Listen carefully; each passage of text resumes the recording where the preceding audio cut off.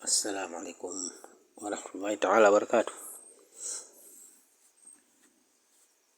Naomba nizungumzie kuhusu laana ya wazazi, maneno ya wazazi ambayo wanawalaani watoto wao bila kujijua, kujikuta wanawatia vifungo vya laana watoto wao na kuharibu maisha yao mazima bila kujijua.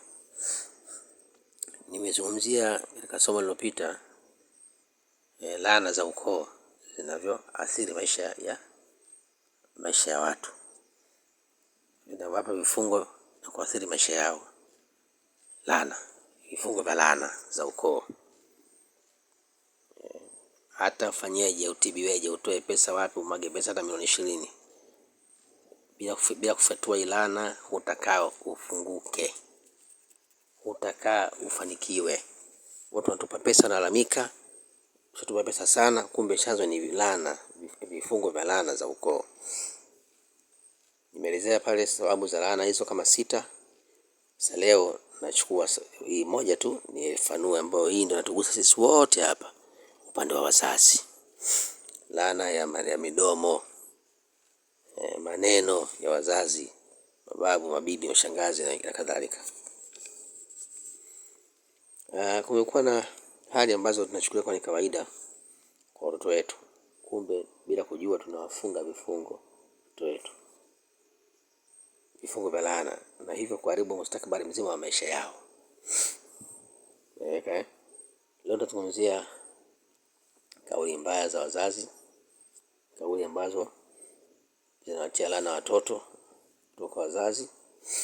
Na kipengele cha pili tutazungumzia viapo vya wazazi au wanafamilia kwa watoto. Wazazi wengi wamekuwa wakionyesha kauli mbaya kwa watoto wao na kuwafunga bila kujua. Kwa mfano, mzazi anamwambia mwanae, huna akili wewe, hii jambazi kweli hili, yaani wewe utakufa maskini au kuwa yaone. Hapo nyingine unasikia, na wewe utayakuta haya, na wewe utayakuta haya, si unakuwa. Au na wewe bahati nzuri ni mtoto wa kike, au bahati nzuri ni mtoto wa kiume, kwa jiandae na wewe. Ndugu yangu, kauli kama hizi hazifai kwa mtoto. Unaposema na yeye atakuja kuwa yaone, maana yake na yeye haja kuishi maisha yale aliyopita wewe. Hii kauli tayari umeshaumba laana, kifungo tayari hicho. Na Mtume anasema, Mtume wetu Muhammad sallallahu alaihi wasallam anasema, wasemeeni watoto wenu kauli nzuri, aka kauli ya mzazi ni dua. Kwa unaposema kauli tayari neno lishaandikwa, ndo trend ya mwanawe yapopita ni hiyo. Ni kweli akiwa mkubwa naye anapita changamoto zile zile unazopita wewe, zile mle. Mfano unasema jambazi kweli mtoto. Alafu unasikia kesi mtaani kila siku, bwana kapiga watoto wa watu. Wewe unakuja kagolewa pua, ukajeruhiwa jicho. Nani fulani kanipiga. Mwanao ni balaa, kesi kibao kwa mjumbe wala polisi, piga watoto wa watu. Unachapa na kuchapa wapi? Unasahau kwamba hilo umetengeneza wewe. Ulimwita mwanao hii jambazi hili. Hili jambazi hili, ushapanda spirit, ushamtia kifungo. Wanakuwa sana roho ya kijambazi bado mdogo. Ni vipigo ndani, piga tu mawe, piga tu nini, kamkata sana na bati nani, kampiga sio na tofali la kichwa nani. Ni kesi nzito za ambazo ni za kimauhalifu. Mpaka unaona umeona chanzo nini? Wewe mwenyewe umtia kifungo. Unasahau kauli zako kwa ulisema uko na mita jambazi kweli. Mbona mfano kwa tuwe na kauli nzuri kwa watoto wetu. Unasema wewe utakufa maskini, au unasema kuna kitu hapo, ile box tupu hilo, hamna kitu, hamna akili hapo, napoteza zangu bure tu. Kicho box kabisa, hamna kitu kabisa huyo. Ndugu yangu, unamtoa mwanao akili, na kweli unasitoa kweli akili. Sasa siku mwanao kwa mjinga kweli, na kwa box kweli, hamna kitu kichwani. Kilichazo nani? Chanzo ni wewe. Mwanangu, mwambie hivi, mwanangu unakuwa mzito, akili zako nzito sana. Mungu akunusuru. Allah afanye pesi akupofahamu. hapo unakuwa nini umemnusuru. Kwa kauli kama hizi ni hatari sana kwa watoto. Au unasema na utakuwa utayaona tu. Hayamkute mbuzi haya. Batuzuri nani mtu wa kike. Batuzuri nani mtu wa kiume. Utayakuta. Kauli kama hizi zinaumba. Na mtoto anakuja kuwa kweli anapita mle kupita wewe. Jambo la pili hapa nizungumzie chapo ni viapo ya wazazi. Mzazi anamwapiza mwanae. Mtu anasema wallahi kwanza leo sio mtoto wangu. Sina mtoto kama yeye. Tena mwingine anashika na ziwa, anapiga chini. Kama alinyonya ziwa hili, basi Mwenyezi Mungu atanijibia.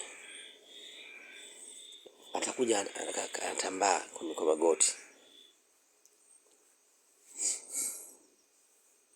Mwingine mzazi anafungua sehemu nyeti, anaonyesha nyeti zake. Kama ishara kuachia laana, hasira, anavua, anaonyesha nyeti zake, afanasi atamka maneno akiwa yuko nyeti ziko nje. Akiwa amevua nguo. Sio mchezo bwana, mashine hiyo. Bonge la laana. Afu kukose. Subutu. Mzazi katoa nyeti zake nje. Baba kavua, mama kavua. Ikukose. Kama kwani nilimtoa hapa. Basi kama sikumtoa hapa sawa. Kama nilimtoa hapa mimi hapa ndo alitoka.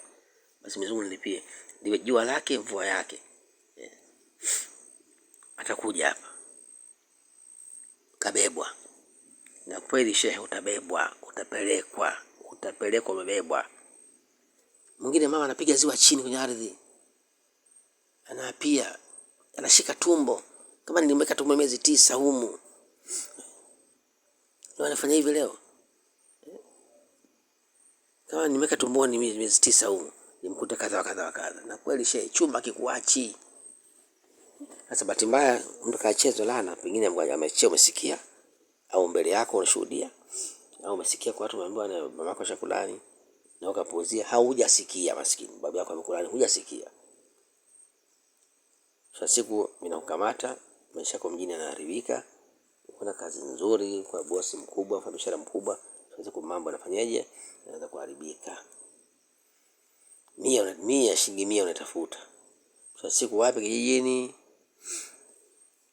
Kijijini basi tulisema. Ile bosi yuko wapi? Sio kaja kwa miguu. Sasa vema sasa umuai anakulani. Haya, akishakuta ameshafariki. Na wengi wetu kauli mbaya zile hatuzitengui, viapo vile vitenguliwi. Vinaishi vikiachia laana na kufunga maisha na mafanikio ya watu, ya watoto bila kujijua.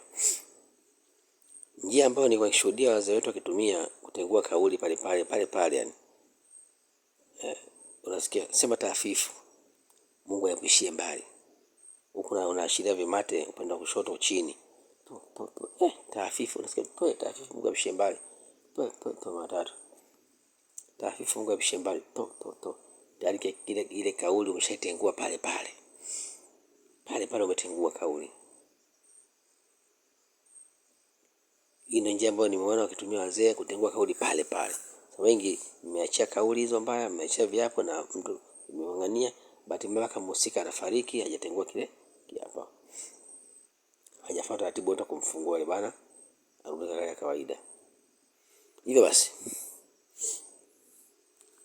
Ni wazazi, muwe na kauli nzuri kwa watoto wenu. Kauli inaumba, kauli ya mzazi ni dua. Unamfunga mwanao kifungo cha laana na kitamtesa maishani mwake, hatokaa atoboe. Hatokaa atulie na familia yake, hatokaa atulie na mume au mke, hatokaa afurahie penzi, hatokaa apate mafanikio, hatokaa apate utulivu wa kipesa.